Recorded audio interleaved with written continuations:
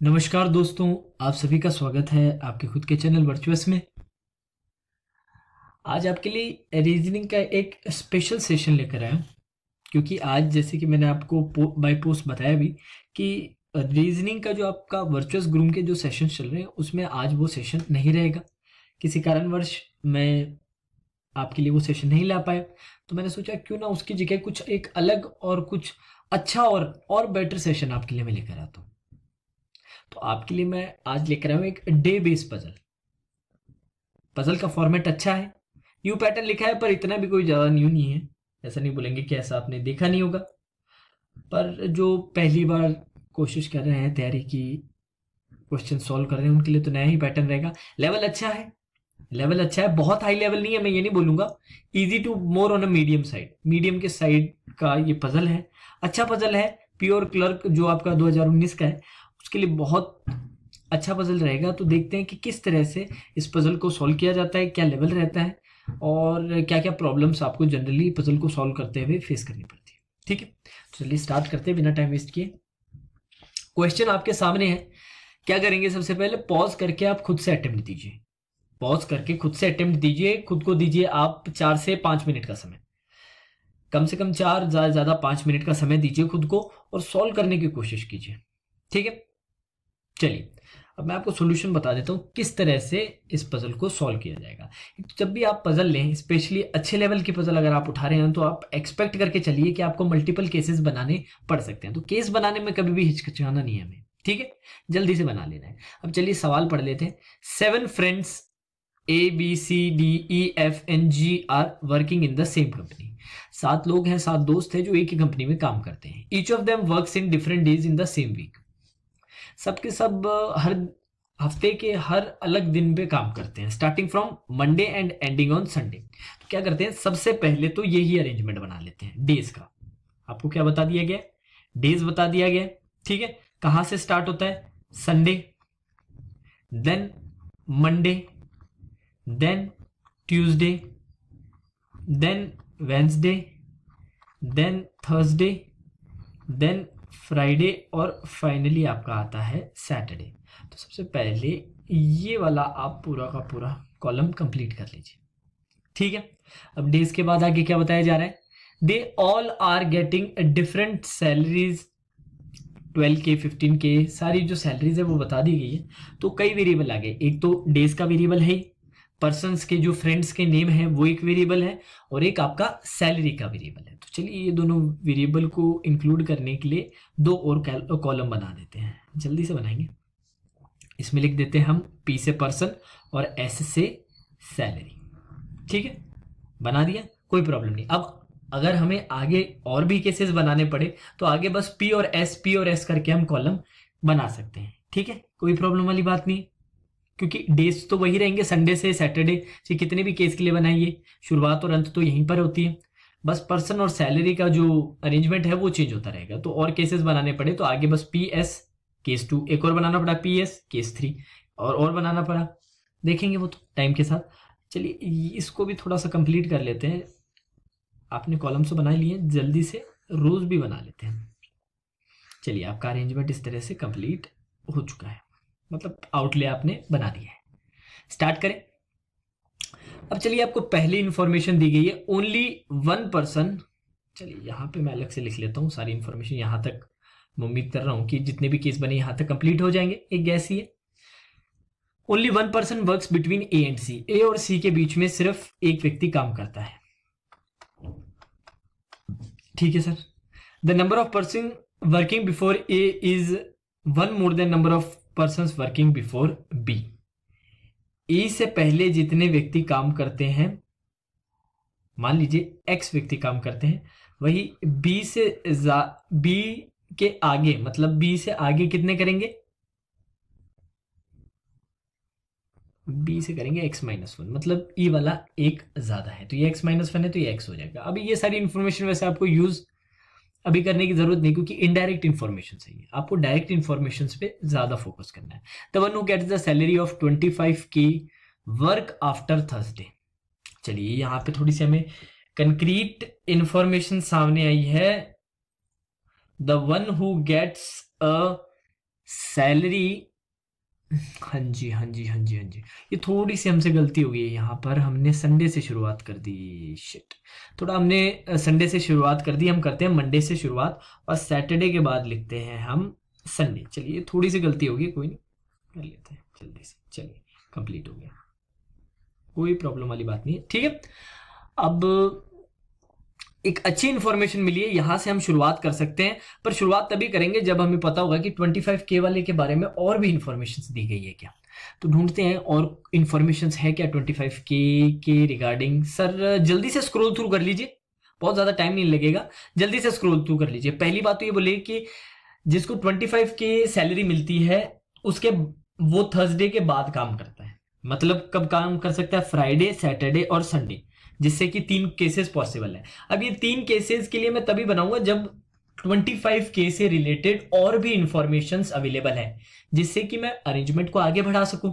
अगर कुछ connecting information ही नहीं होगी तो केस बना के ये बस केस बना के आप लिख दोगे, फिर बाकी की बाकी जो इन्फॉर्मेशन है वो तो फिल कर ही नहीं सकते, उसके लिए तो कनेक्टिंग इंफॉर्मेशन बहुत ज्यादा जरूरी है। तो देख लेते हैं जल्दी से। The number of person works after the one who gets 12K, 12K नहीं चाहिए, 25K चाहिए, जल्दी से देखिए। चलिए यहाँ पे 25K मुझे दिख रहा है, क्या दिया गया, only 3 person work between the one who gets 25K and A. चलिए इसका मतलब आप कर सकते हैं, फिर ए को आगे किसी और के साथ कनेक्ट करने की कोशिश करेंगे, ठीक है। तो क्या करेंगे, हमारे 3 केसेस पॉसिबल यहां पे हो सकते हैं, फ्राइडे, सैटरडे और संडे का, क्योंकि थर्सडे के बाद काम करता है ना। तो चलिए ये आपने दे दिया इसको नाम केस 1, एक और बना लेते हैं इसी तरीके से, केस 2 बना लेते हैं, जल्दी से केस 2 बना लेते हैं बिना टाइम खराब किए, जल्दी से बना लेते हैं। आपने देखा किस तरह से मैंने डिसाइड किया कि केसेस वाला कहां पर हम ढूंढेंगे। सीधा मैंने नहीं बनाया कि 3 केसेस वाले थोड़ा डायरेक्ट इंफॉर्मेशन मिली और वहीं से स्टार्ट किया, नहीं, ये भी देखा मैंने कि 25K से रिलेटेड और भी इंफॉर्मेशन है क्या, जिससे कि हम अरेंजमेंट को आगे बढ़ा सके। अगर है तो आप यहां से शुरुआत कर सकते हैं। तो चलिए मैंने इसी से शुरुआत करने की कोशिश कर रहा हूं 25K से। अभी हम अरेंजमेंट कंप्लीट कर रहे हैं, क्योंकि हमारे पास कितने केसेस बन रहे हैं, 3 केसेस बन रहे हैं। अब टाइम के साथ ये सब केसेस एलिमिनेट हो जाएंगे, घबराइए मत, ठीक है। चलिए स्टार्ट करते हैं। एक बार ये वाली लाइन आप हटा दीजिए, फालतू में बनाइए, मंडे यहां से स्टार्ट होगा। अब सबसे पहले वाले केस में क्या करते हैं, हम फ्राइडे पे रखते हैं 25K, ठीक है सर। सेकंड वाले केस में सैटरडे पे रखते हैं 25K, और तीसरे वाले केस में संडे पे रखते हैं 25K। अब 25K से नेक्स्ट इंफॉर्मेशन ये रही कि 25K और ए के बीच में 3 लोग बैठते हैं। तो ठीक है सर, नीचे की तरफ तो 3 लोग हैं नहीं, तो ऊपर ही बैठेंगे, 1 2 3, यहां पर आपका आ जाएगा ए। इसमें भी सेट करते हैं, नीचे तो बैठ नहीं सकते, ऊपर ही बैठेंगे, 1 2 3, यहां पर आपका आ जाएगा ए। इसमें भी नीचे जगह नहीं है, ऊपर ही जाएंगे, 1 2 3, और यहां पर आ जाएगा आपका ए, ठीक है। अब सर 25K से रिलेटेड कोई इंफॉर्मेशन नहीं है, पर सर हमारे पास एक और नया वेरिएबल आ गया है ए से रिलेटेड ढूंढते हैं। सर ए से रिलेटेड तो पहली ही आपकी इंफॉर्मेशन थी, क्या थी ए से रिलेटेड इंफॉर्मेशन, कि ए और सी के बीच में एक इंसान बैठता है, एक पर्सन बैठता है। तो सर केस 1 में ऊपर तो जगह नहीं है तो नीचे बैठेगा, तो ये गैप आया, यहां पर बैठा सी। सर इसमें भी ऊपर जगह नहीं है तो ये नीचे बैठेगा, यहां बैठेगा सी। पर सर यहां पर जगह है, यहां पर सी की 2 पॉसिबिलिटीज हो सकती है कि सी या तो ऊपर बैठे या फिर सी नीचे भी बैठ सकता है। तो केस 3 में ऐसी 2 पॉसिबिलिटीज है, केस 1 और केस 2 में तो ऐसा कुछ नहीं है, ठीक है। अब सर ए से रिलेटेड और क्या इंफॉर्मेशन है हमारे पास, जल्दी से देखते हैं। सर ए से रिलेटेड और कोई भी इंफॉर्मेशन आपको नीचे देखने को नहीं मिल रही है, पर कोई प्रॉब्लम नहीं है सर। अब हमारे पास नया वेरिएबल आ गया है सी से रिलेटेड हम इंफॉर्मेशन देखते हैं। सर सी से रिलेटेड एक बहुत अच्छी बात दी गई है कि सी और 15K के बीच में 3 लोग बैठते हैं। कहां दिया हुआ है सर, यहां पर देखिए अच्छे से, only 3 persons work between C and the one who gets 15K, जिससे 15,000 रुपए मिलते हैं, और सी के बीच में 3 लोग काम करते हैं। तो सर यहां से स्टार्ट करते हैं, ऊपर जो जगह है नहीं तो नीचे जाएंगे, 1 2 3, यहां पर आ जाएगा आपका 15K। सी में भी देखते हैं सर, 1 2 3, ऊपर जगह है नहीं, और यहां पर 1 2 3, सर यहां पर भी नीचे भी जगह नहीं है और ऊपर भी जगह नहीं है, पर इन्होंने तो बोला है कि बीच में 3 लोग काम करते हैं।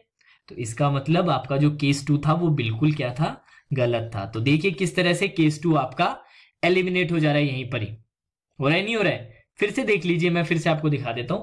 सी के 1 2 3, ऊपर कोई जगह बचती नहीं, नीचे देखते हैं 1 2 3, इधर भी कोई जगह नहीं बच रही है। यही बोल रहा है ना कि सी और उसके बीच में 3 बैठने चाहिए, तो आपका सर केस 2 तो सीधा सीधा एलिमिनेट हो जा रहा है। केस 3 में आ जाते हैं सर, ऊपर जगह नहीं नीचे जाएंगे, 1 2 3 और यहां पर आ जाएगा आपका 15K। ठीक है, अब सर अगर सी यहां पर होता तो सर नीचे तो जगह नहीं, ऊपर देखेंगे 1 2 3 और यहां पर आ जाएगा 15K। इस 15K को आप ब्रैकेट में डाल दीजिए जिससे कि करस्पॉन्डिंग आपको पोजीशन याद रहे। ठीक है, केस 2 एलिमिनेट हो चुका है, केस 1 और केस 3 बचा है। अब आगे बढ़ते हैं, और क्या हमारे पास दिया हुआ है, और सी से रिलेटेड और कुछ है हमारे पास? सर बिल्कुल है, आखिरी वाली लाइन पढ़िए, ई वर्क्स ऑन इमीडिएटली आफ्टर सी। ई कब काम करता है? सी के जस्ट बाद। सर सी ये रहा, सी के जस्ट बाद नीचे वाला ई आ जाए, सी ये रहा सर, इसके जस्ट बाद ई आ जाएगा, सी सर ये रहा, यहां पर आ जाएगा ई, सी ये रहा, यहां पर आ जाएगा आपका, सॉरी यहां तो बनाने की जरूरत ही नहीं, हमने एलिमिनेट कर दिया है, सॉरी थोड़ा क्रॉस अच्छे से लगा देता हूं जिससे बार बार इसे फिल ना करे। तो यहां आ गया आपका ई। चलिए आगे बढ़ते हैं, यहां तक सी तक कोई प्रॉब्लम नहीं है। अब सर सी की भी इंफॉर्मेशन कंप्लीट हो चुकी है, पर सर घबराने की जरूरत नहीं, अब हमारे पास नया वेरिएबल आ गया है ई। अब ई से रिलेटेड इंफॉर्मेशंस देखते हैं सर, ई से रिलेटेड क्या क्या इंफॉर्मेशंस दे रखी है। ई से रिलेटेड एक अच्छी बात दे रखी थी जो हमने नोट किया था, ई से रिलेटेड एक अच्छी बात थी जो हमने नोट की थी, डायरेक्ट इंफॉर्मेशन थी, कहाँ गए, हाँ जी, सेकंड वाली इंफॉर्मेशन देखिए यहाँ पे, the number of persons works before E is as 1 more than number of persons work after B. अगर बी के बाद जैसे एक व्यक्ति काम करता है तो ई से पहले कितने करेंगे? 1 + 1 2, मतलब जितने बी के बाद कर रहे हैं उससे एक ज्यादा ई से पहले करता है। तो सर देख लेते हैं ई से पहले यहां पर कितने कर रहे हैं काम, देख लेते हैं, और उसमें से -1 कर देंगे तो बी के बाद वाले हमें पता चल जाएंगे। ठीक है सर, यहां पर 1 2 3 कर रहे हैं, अगर ई से पहले 3 कर रहे हैं तो बी के बाद में कितने करेंगे? 3 - 1, 3 - 1 कितना होता है सर? 2 होता है, तो 1 2, इसके बाद 2 ही काम करने चाहिए, तो यहां पर क्या आ जाएगा आपका? बी आ जाएगा। चलिए यही चीज इसमें लगाते हैं, सर ई से पहले कितने काम कर रहे हैं? 1 काम कर रहे हैं, तो बी के बाद कितने काम करेंगे? 1 - 1 कितना हो जाएगा? 0, मतलब बी के बाद कोई काम नहीं करेगा, तो बी कहां कब काम कर रहा होगा? आखिरी दिन।